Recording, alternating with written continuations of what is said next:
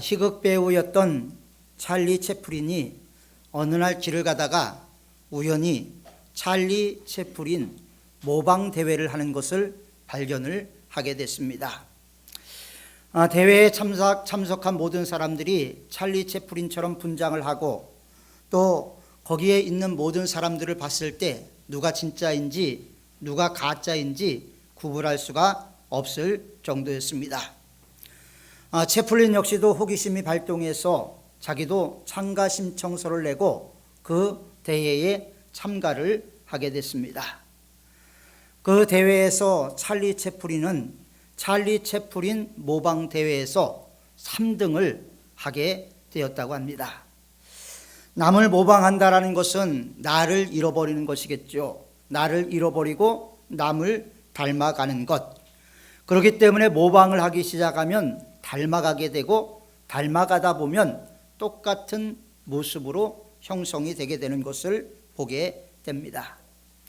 우리들 역시도 예수님을 지속적으로 닮아가면, 예수님을 닮아가기 위해서 노력하면 우리가 예수님보다 더 예수님 같다라는 말은 어폐가 있을지 모르겠지만 예수님을 꼭 닮은 그런 제자들이 되게 될 줄 믿습니다.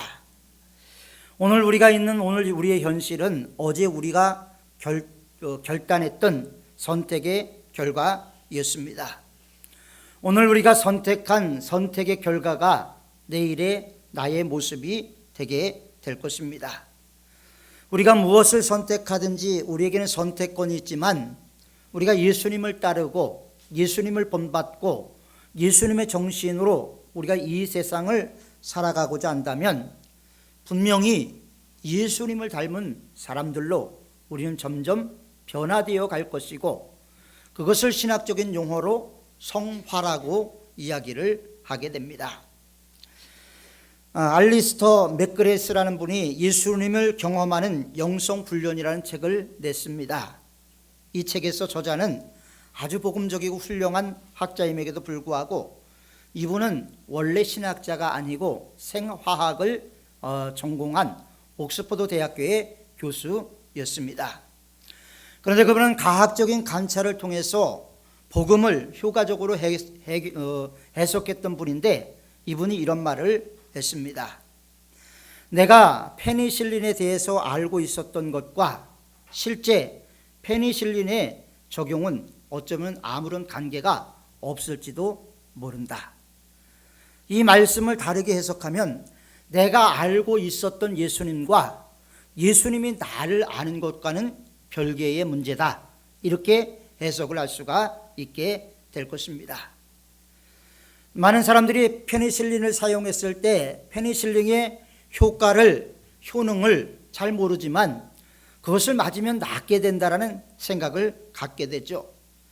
그것과 마찬가지로 우리가 예수님을 마음으로 믿고 의지하고 따라가고자 하는 마음이 우리 안에 있다면 우리의 삶은 분명히 예수님에 대해서 자세히 아주 깊게 알지는 못해도 날마다 예수님을 닮아가는 삶을 살아가게 되는 것입니다.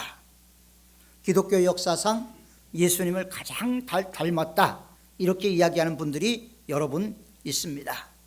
닮은 꼴이 상당히 중요한데 그 중에 한 분이 로렌스 형제라는 분입니다. 원래 이름은 니콜라스 헤르만이죠. 이분은 목회자도 아니었습니다. 수도사도 아니었습니다.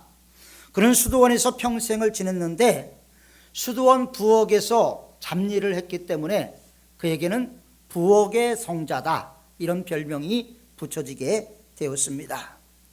아마 이분에게 특별한 존칭이 없이 그냥 형제라고 붙여진 것을 보면 이분이 그렇게 수도원에서도 직분이 있거나 어떤 수도사로서의 자질이 있었던 것은 아닌 것 같습니다.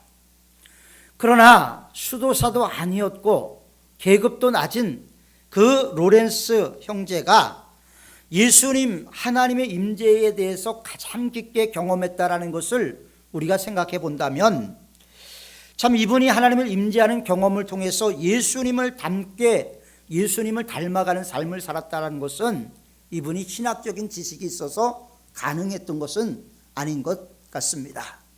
왜냐하면 수도사였다면 신학적인 지식이 있었겠지만 수도사가 아니었기 때문에 신학적인 지식도 없었을 것입니다. 또한 지성적으로 이것도 그에게는 존재하지 않았던 것 같습니다. 이성적인 판단 때문에 예수님을 안 것도 아닙니다. 그가 예수님을 안 것은 지식적인 알미 아니라 관계적인 알미였죠. 우리가 이 세상을 살아가면서 지식적인 암과 관계적인 알은 분명히 다른 것입니다.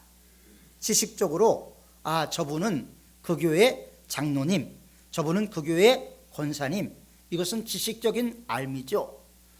그러나 관계적인 알을 갖기 시작하면 그분은 어느 교회 장로님이고 권사님이신데 참 신실하시고 기도에 열심히시고 신앙적으로 참 모범이다, 이렇게 평가를 할 수가 있게 되는 것입니다.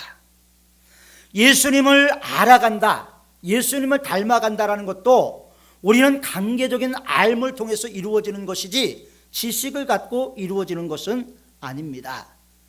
물론 성경을 많이 알면 많이 알수록 예수님에 대한 지식과 예수님에게 어떻게 가까이 나갈 수 있는가 하는 방법은 알 수 있겠지만 예수님과의 온전한 관계를 이루기 위해서는 알을 떠나서 관계가 더 중요하다는 것을 우리는 분명히 알아야 하는 것입니다. 이사야 선지자는 머리로 하나님을 알 때 타인을 저주했습니다. 아주 사나웠습니다. 가슴으로 알고 관계로 알 때 자기를 저주하기 시작했죠. 겸손해졌습니다. 제단 숯불로 내 입술을 찢어달라고 고백을 하게 되죠. 바울 역시도 마찬가지입니다. 머리로 알 때는 그가 죽이고 잡아가고 저주하고 아주 사나운 사람이었지만 다메섹 두성에서 예수님을 가슴으로 알고 나서 그는 살리는 사람이 되었고 용서하는 사람이 되었고 부드러운 사람이 되었습니다. 이것이 예수님을 닮아가는 삶인 것입니다. 그래서 어떤 분들은 그렇게 얘기를 합니다. 머리에서 가슴으로 가는 길이 가장 험하고 가장 힘든 길 중에 하나다. 그러니까 우리가 머리로 예수님에 대해서 아는 것이 이것이 우리의 가슴까지 옮겨져서 우리의 심령이 뜨거워지고 우리의 심령이 새로워지고 우리의 심령이 충만하게 될 때 온전히 예수님을 닮아가는 사람이 될 수가 있다는 것입니다. 예수님을 닮는 일에 대해서 많은 사람들이 불가능한 일이라고 생각을 합니다. 우리가 어떻게 예수님처럼 될 수 있겠습니까? 나 같은 죄인이 감히 예수님을 닮을 수 있겠습니까? 이렇게 이야기하는 분들이 있어요. 그런데 이분들 같은 경우에 자세히 살펴보면 겸손한 것 같지만 불신앙적인 모습들이 많이 있다는 것입니다. 바울도 잘난 것이 없었습니다. 그는 범인이었습니다. 그럼에도 불구하고 그는 셋째 하늘에 이끌려가고 죽은 자를 살리고 병자를 고치는, 그래서 그는 자기의 삶의 모든 모습을 놓고 무엇이라고 이야기하냐면 내가 그리스도를 본받은 것 같이 너희는 나를 본받는 자가 되라, 이렇게 말씀을 하고 있는 것입니다. 내가 그리스도를 본받는 것 같이 너는 나를 본받는 자가 되라. 이 말씀을 읽으면서 여러분 무슨 생각을 하십니까? 세상 사람들이 여러분들을 보고 예수님을 닮기 원하는 모습으로 살아가고 계십니까? 아니, 노력하고 계십니까? 아니면 다 잊어버리고 그냥 그럭저럭 살아가고 계십니까? 감히 바라볼 수 없는 예수님, 감히 갈 수 없는 십자가의 길, 그러나 모방하면 모방할수록 우리의 삶은 변화가 되게 되는 것입니다. 우리는 분명히 예수님을 닮아가야 됩니다. 이것은 예수님께서 제자들에게도 명령하신 얘기고 3년 동안 예수님을 가리키면서 예수님께서 그렇게 원하셨던 것은 예수님 닮기 원하는 제자들의 모습이었습니다. 그렇다면 예수님을 닮아가려면 어떻게 해야 될까요? 첫 번째로 외모가 닮아야 됩니다. 외모가 닮아야 되는데 사람들을 처음 만나면 무엇으로 사람을 판단합니까? 외모로 판단을 합니다. 이것이 상당히 문제가 있지요. 어느 심리학자는 3초 만에 그 사람을 평가한다라고 이야기를 하기도 합니다. 그 마음속에 그 내면에 무엇이 있는지는 관심이 없고 외모만 보고 모든 것을 평가를 하게 되는 것입니다. 일본의 어느 대사가 이 스위스의 대사로 있었는데 어느 모임에 지각을 했다고 합니다. 그가 지각을 하자 스위스 사람이 욕을 하면서 일본 대사는 그렇게 시간도 지키지 못하느냐고 아주 모욕을 줬대요. 그러자 이 일본 대사가 갑자기 차고 있던 시계를 집어 던지면서 스위스 시계 때문에 이렇게 이야기를 했다고 합니다. 그 머릿속에 있는 지혜와 그 머릿속에 있는 생각들은 관심이 없고 외모로 모든 것을 판단해서 이루어진 결과라고 생각이 됩니다. 그래서 우리는 예수님을 닮아가야 되는데 먼저 외모가 예수님을 닮아가야 하는 것입니다. 그리스도인들에게도 외모는 중요하지요. 중요하기 때문에 우리는 외모로 그리스도를 닮아가야 됩니다. 그런데 오래전에 이사야 선지자는 예수님에 대해서 이렇게 말씀을 했습니다. 그는 주 앞에서 자라나기를 연한 순 같고 마른 땅에서 나온 줄기 같아서 고운 모양도 없고 풍채도 없은즉 우리 보기에 흠모할 만한 아름다운 것이 없도다. 예수님의 외모를 이사야 선지자는 이렇게 평가를 했습니다. 오래전에 영국의 맨체스터 대학교에 있는 리처드 니브라는 법의학 교수가 첨단 기술을 다 동원해서 예수님의 얼굴을 복원을 했습니다. 1세기 팔레스타인의 모습을 재현한 것이죠. 그 사진이 인터넷에 올라와 있는데 그 사진을 보는 사람들은 상당히 충격을 느낄 것입니다. 우리가 흔히 생각하는 곱상한 얼굴, 순한 인상의 긴 머리카락, 이것은 없고 아주 사납게 생긴 팔레스타인 사나이, 그것도 테러리스트 같은 그런 모습으로 예수님을 복원했습니다. 우리는 예수님에 대한 편견을 갖고 있죠. 예수님의 외모에 대한 편견을 갖고 있는데 우리가 필립 얀시라는 사람이 쓴 책 중에 내가 알지 못하는 예수라는 책을 보면 자기가 예수님에 대한 실제상을 이야기했을 때 오히려 사람들이 흥분하며 화를 내더라는 이야기를 하게 됐습니다. 예수님은 백인이 아니에요. 그럼에도 불구하고 우리는 예수님을 백인처럼 인식하고 있어요. 예수님의 외모에 대한 잘못된 인식이죠. 외모는 중요한데 예수님은 오늘 분명히 고운 모습도 없고 풍채도 없다라고 말씀하고 있습니다. 그렇다면 우리가 예수님의 무슨 외모를 담겠다는 것입니까? 예수님의 외모에 대한 것은 당당함, 그것을 우리가 닮아야 되는 것이죠. 우리나라의 정상적인 여성들 가운데 70%가 정상적입니다. 여성들 가운데 70%가 자신을 비만이라고 생각을 한답니다. 반대로 남성 가운데 70%의 사람들이 비만이면서도 자기는 비만이 아니라고 생각을 한다고 합니다. 생각과 판단의 차이가 있는 것이죠. 아시아 여성들 가운데서 한국, 일본, 대만, 홍콩, 싱가포르의 여성들을 대상으로 설문조사를 했습니다. 다른 나라 여성들의 50%가 자신의 외모에 만족한다. 50%는 외모에 만족하고 50%는 만족하지 못한다. 이렇게 이야기를 했는데 우리나라 여성은 78.7%가 자신의 외모에 대해서 만족하지 못한다라고 통계가 나와 있다고 합니다.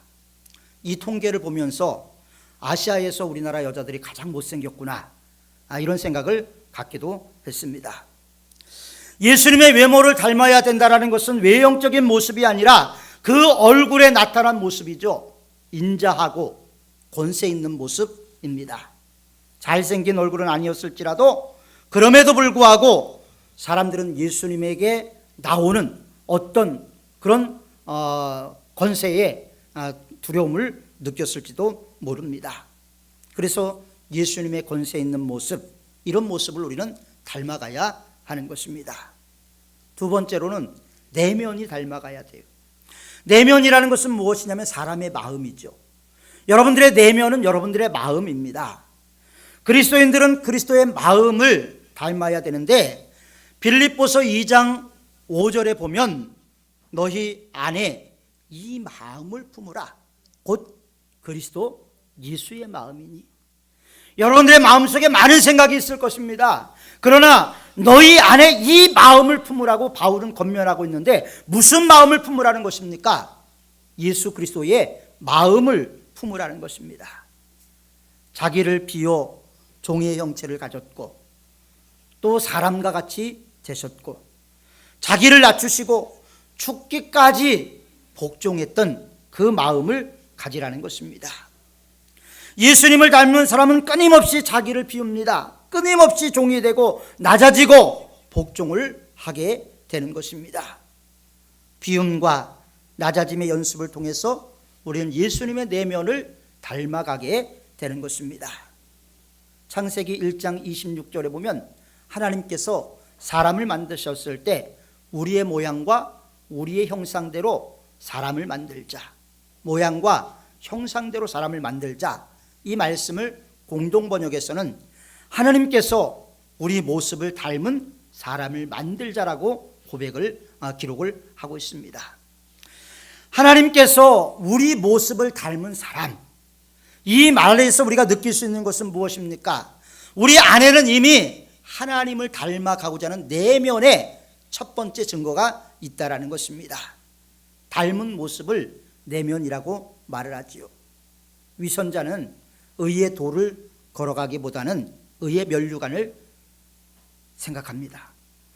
그의 욕구는 그리스도를 닮는 것이 아니라 그리스도와 함께 왕노릇하는 것을 원합니다. 이런 사람들에게는 예수님의 내면이 닮아갈 수가 없습니다. 단지 예수님의 권세에만 관심이 있어서 예수님을 빌어서 자기의 욕구를 채우고자 하는 것입니다. 그래서 슐라이로 마허라는 사람은 그의 유명한 책 종교론에서 이렇게 얘기를 합니다. 그동안 많은 사람들이 종교를 가져왔다. 그러나 종교를 이해한 사람은 소수고 나머지는 종교를 이용할 뿐이라고 그는 그 책 서두에서 말을 합니다. 우리는 분명히 예수님을 닮아가야 되고 예수님을 닮아가는 데 있어서 자신감을 갖고 나가야 하는 것입니다. 우리가 아인슈타인, 그러면 아주 엄청난 천재죠. 이 아인슈타인은 늘 꾸밈이 없으면서도 아름다움을 간직한 사람으로 알려져 있습니다.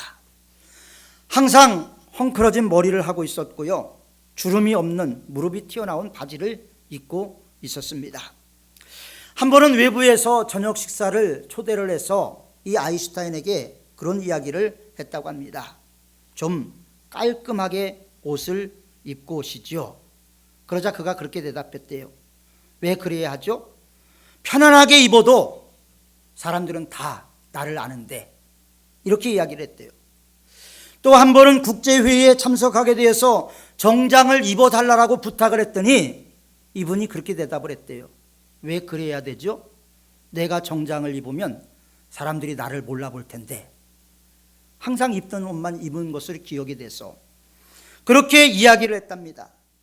아인슈타인은 내면이 중요하다는 것을 알고 있었던 사람이 있죠.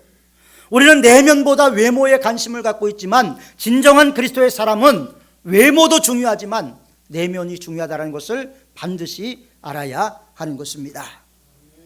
예수님은 외형에 비하면 내면이 대단했습니다. 예수님의 말에는 권세가 있었지요. 퍼내도 계속 권면해도 그 마음속에 우물에서 계속해서 솟아나오는 샘물이 있어서 예수님의 심령은 메마른 심령이 아니에요. 어떤 사람은 퍼주어서 메마른 심령이 되지만 예수님은 그런 심령이 아니었습니다. 한 번은 가늠한 여인이 잡혀왔을 때 돌로 치려는 사람들에게 예수님의 몇 마디 하자 그 말씀에 위압되어 다 돌아간 적도 있었습니다. 우리는 예수님의 그 내면을 닮아가야 돼요. 겸손함과 온유함과 십자가로 가는 그 길을 우리는 분명히 닮아야 하는 것입니다. 세 번째로 삶의 결과가 닮아야 하는 것입니다. 예수님의 삶은 철저하게 용서하고 대신 죽고 죽은 후에 다시 사는 것이었죠. 찬송가 168장의 후렴을 보면 생전의 사랑, 죽어서 구원, 묻혀서 내 죄 담당하시고 부활로 우리를 구원하신 예수, 다시 오시리 영광의 그날. 우리는 이 날을 바라보면서 나가고 있는 것입니다. 예수님 생전에 할 일이 있었고요, 예수님 죽어서도 할 일이 있었고, 예수님 승전에서도 할 일이 있었고, 예수님 다시 오셔도 분명히 할 일이 있다라는 것입니다. 우리 역시도 마찬가지예요. 2000년 동안 환자들의 상처를 씻어주고 눈물을 흘리는 자들의 눈물을 닦아주고 고통에 빠진 사람들 품에 안아주고 2000년을 하루도 쉬지 못하고 지금까지 사역하셨던 예수님, 우리의 게으름과 우리의 나태함으로 예수님의 손이 되고 예수님의 발이 되고 예수님의 입이 되지 못해서 예수님은 지금도 계속해서 고난과 고통 속에서 사역을 하고 계시는지도 모릅니다. 바울은 그렇게 고백하고 있어요. 내가 그리스도와 그의 부활의 권능과 그 고난에 참여함을 알려하여 그의 죽으심을 본받아 죽은 자 가운데서 부활에 이르려 하노니. 사도 바울은 무엇을까지 본받겠다고 말하고 있습니까? 죽음까지도 예수님을 닮아가겠다라는 거예요. 그냥 단순히 예수님을 닮아가겠습니다 이게 아니고요, 죽음까지도 예수님을 닮아가기를 원했고, 마지막에 바울은 자기가 십자가에 죽기를 원했지만 로마 시민권을 갖고 있어서 결국 그는 참수형을 당하게 됩니다. 바울이 예수님을 닮고자 하는 열망이 있었던 것처럼 우리도 예수님을 닮고자 하는 열망이 있어야 되는 것입니다. 남을 용서하고 내가 죽고 남이 사는 삶, 이것이 바로 참다운 그리스도인의 삶인 줄 믿습니다. 용서는 예수님이 하신 가장 큰 일 중에 하나예요. 자격이 있는 사람에게 용서를 주는 것이 아니라 자격이 없는 우리에게 용서를 주셨다는 겁니다. 그 용서를 주신 하나님의 은혜를, 하나님의 사랑을 우리는 한시도 잊어서는 안 되는 것입니다. 그렇지만 하나님은 사랑이지만 우리가 하나님의 뜻대로 행하지 않을 때 그냥 방치해 두시는 분이 아니에요. 시험을 통해서, 환난을 통해서, 역경을 통해서 되돌아오게 만드시는 분입니다. 하나님이 명령하셨을 때 그 명령대로 실천하고 실행하지 않았던 요나에게 고난이 닥치고 결국 그는 바다에 던져져서 하나님의 뜻을 이루어가게 하죠. 고난 없이 순순히 자기의 길을 걸어가지 않았던 요나, 그러나 그에게는 큰 고난이 있었다는 것을 우리는 분명히 기억을 해야 할 것입니다. 혹시 여러분들 가운데서 토마스 아켄피스라는 분을 기억하는 분이 계실 것입니다. 그리스도를 본받아라는 아주 유명한 세계 기독교 3대 저작 중에 하나라고 평가받는 책을 저술한 분입니다. 그런데 이 책의 원래 제목은 그리스도를 본받아 세상을 멸시함, 이런 뜻이었어요. 그리스도를 본받아서 세상을 멸시하겠다. 그런데 우리는 그리스도를 본받는 것보다는 세상을 더 친하게 지내고 있지는 않은가? 그리스도를 닮아가는 것보다 세상을 닮아가기를 원하고 있지 않은가? 우리 자신들을 분명히 생각해 보고 되돌아봐야 하는 것입니다.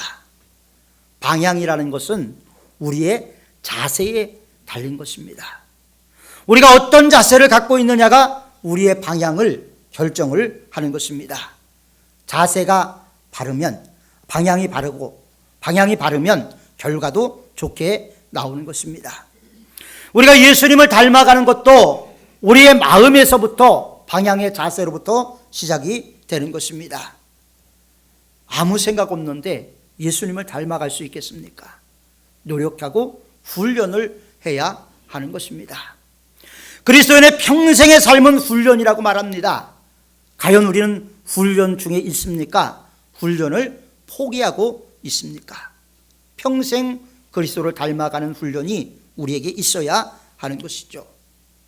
여러분, 창세기 33장을 우린 야곱과 에서가 화해하는 화해의 장이라고 이야기를 합니다. 참 형제가 만나서 부둥켜 안고 우는 모습을 보면 한 폭의 그림 같은 느낌이 들기도 합니다. 야곱은 자기의 형 에서를 속이고 멀리 외삼촌 집에 가서 또 외삼촌을 속여서 재산을 모아서 20년 만에 고향으로 돌아오게 됩니다. 4명의 아내, 12명의 아들, 1명의 딸, 그리고 많은 종들과 가축들을 이끌고 고향으로 돌아옵니다. 그런데 야곱에게 큰 고민거리가 있었어요. 형을 만날 일이 참 꿈만 같아요. 왜냐하면 형이 자기를 죽이려고 했기 때문에 두려움이 있었습니다. 형의 화가 풀리지 않았으면 어떻게 하나 걱정이 태산 같았습니다. 그의 발걸음 한 걸음 한 걸음은 천근 만근의 무게로 내디뎠을지도 모릅니다. 그러나 그가 형님을 만났을 때 뭐라고 얘기를 합니까? 내가 형님을 배운 즉 하나님의 얼굴을 배운 것 같습니다. 물론 여기에는 야곱이 형에게 아부하는 말이 담겨져 있지만 이미 약복강가에서 천사와 씨름하면서 환도뼈가 위골된 야곱은 이미 분이엘의 아침을 경험하고 또 하나님께서 형 에서의 마음을 녹여서 하나님의 얼굴처럼 보이게 만들었을지도 모릅니다. 하나님을 닮아가고자 하면, 마지막까지 야곱같이 씨름하면서 하나님의 은혜를 구하고자 하면 하나님께서 관계의 회복뿐만 아니라 모든 것이 이루어지게 만들어 주는 것입니다. 사랑하는 성도 여러분, 다른 사람들이 우리를 봤을 때 당신을 보니 예수님을 보는 것 같습니다. 이런 말을 들을 수 있도록 우리가 훈련해야 되지 않겠습니까? 당신을 보니 예수님을 보는 것 같습니다. 그래서 우리가 예수님을 닮아가는 모습이 나를 통해서 주위에 알려질 수 있는 그런 성도들이 되어야 하는 것입니다. 방심하지 마십시오. 주저앉아 있지 마십시오. 우리는 죽는 순간까지 하나님 앞에서 죽도록 충성하도록 부름을 받은 것입니다. 그 죽도록 충성하는 가운데서 예수 그리스도를 닮아감으로 샤론의 꽃 예수 그리스도의 향기를 우리를 통해서 이웃에게 흘려보내는 축복의 통로가 다 되시길 주님의 이름으로 축원합니다. 기도하겠습니다. 사랑이 많으신 하나님 아버지, 오늘 우리가 예수님을 닮아가는 삶, 그것이 무엇인가 우리에게 이 말씀을 주심에 감사를 드립니다. 하나님, 진정 저희들이 예수 닮기 원합니다 고백하면서도 우리가 예수 닮는 삶에서 게을르고 있진 않은가 우리 자신들을 되돌아볼 수 있게 인도하여 주시고 우리에게 새 생명 주신 예수 그리스도의 공로가 헛되지 않도록 늘 우리가 주님 안에 거하며 날마다 영적으로 성숙되어 갈 수 있도록 은혜를 더하여 주옵소서. 예수님의 이름으로 기도하옵나이다. 아멘. 우리 주신 말씀